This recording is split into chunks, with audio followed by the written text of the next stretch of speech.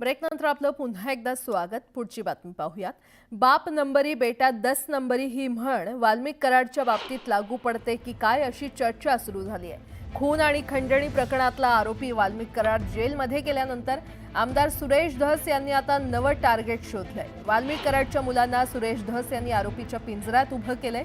महादेव मुंडेंची हत्या झाल्यानंतर वाल्मिक कराडचा मुलगा सुशील कराड आणि श्री कराड यांनी पोलीस निरीक्षक रवींद्र सानप, विष्णू फड, गोविंद भदाणे, भास्कर केंद्रे यांच्यासह 6 मोबाईल क्रमांकांवर अर्ध्या तासात 150 वेळा फोन केले होते।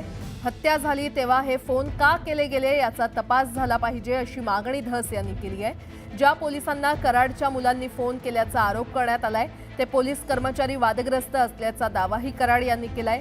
हे पोलीस कर्मचारी 15 वर्षांपासून एकाच ठिकाणी नोकरी करतायत याकडे देखील धस यांनी लक्ष वेधलंय। आमदार सुरेश धस यांनी सुरुवातीपासूनच वाल्मिक कराड आणि त्याच्या आकाच्या विरोधात आक्रमक भूमिका घेतली आहे। परळीतील काही खुनांची प्रकरणं धस यांनी चव्हाट्यावर मांडली आहेत। आता धस यांच्या रडारवर वाल्मिक कराडची मुलं आली आहेत आणि त्यामुळे सुरेश धस यांनी केलेले आरोप आणि दाव्यांकडे सगळ्यांचं लक्ष लागलंय।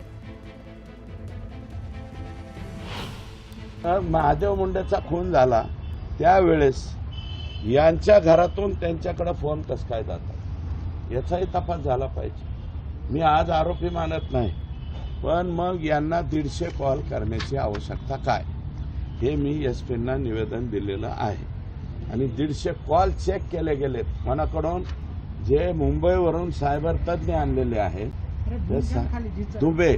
दुबे नावाचे जे सायबर तज्ञ आहेत त्यांनी त्यांचं मत या ठिकाणी नोंदलेलं आहे।